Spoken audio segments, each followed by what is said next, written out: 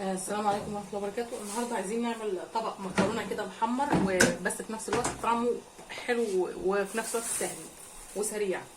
رفعت كده شويه زيت كده حلوين وهنزل بالمكرونه وابتدي احمرها. طبعا انا هاخد الوقت في التحمير، فانا عشان ما اخدش وقت وما اضيعش وقتكم كده وما تحرقوش، فهخفف شويه كده على الفيديو. لما تحمر هنشوف هنعمل ايه في احلى طبق مكرونه.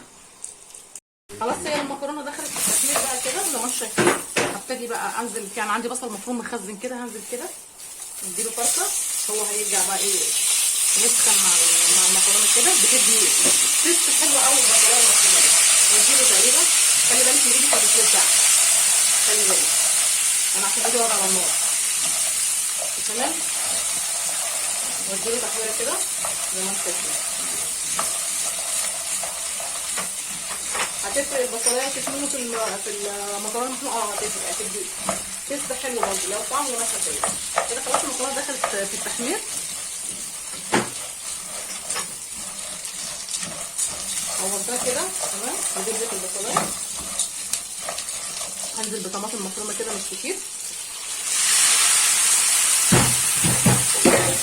واديلها تقريبا.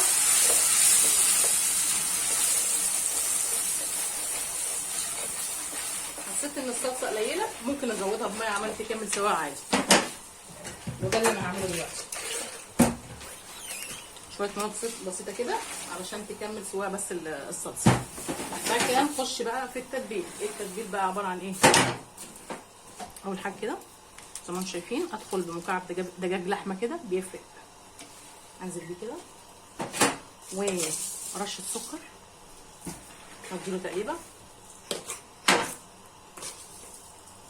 ملح وفلفل اسمر،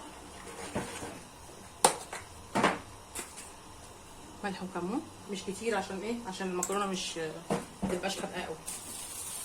تمام، واديله تقريبا كده معايا.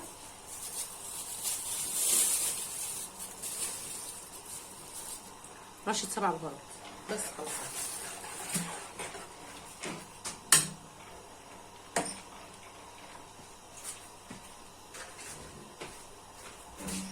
هغطي بقى المكرونه، اول ما تاخد غلوتها اروح مهديه النار عليها. وصفتنا خلصت النهارده.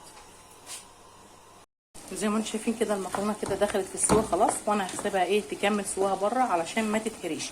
ما تخلوش المكرونه يا جماعه بعد ما تستوي تروحوا طافيين عليها، لا، بعد ما تكون 3/4 سوا كده فاضل لها تكه تروحوا طافيين عليها علشان ما تتهريش منكم، تبقى برده حلوه وماسكه نفسها كده وفلافي. احلى وصفه النهارده، احلى مكرونه. كده كفيت ووفيت على احلى طبق مكرونه محمر. يا رب يعجبكم ان شاء الله. لو عجبك الفيديو سبسكرايب وتفعلي زر الجرس. كده كفينا ووفينا. السلام عليكم.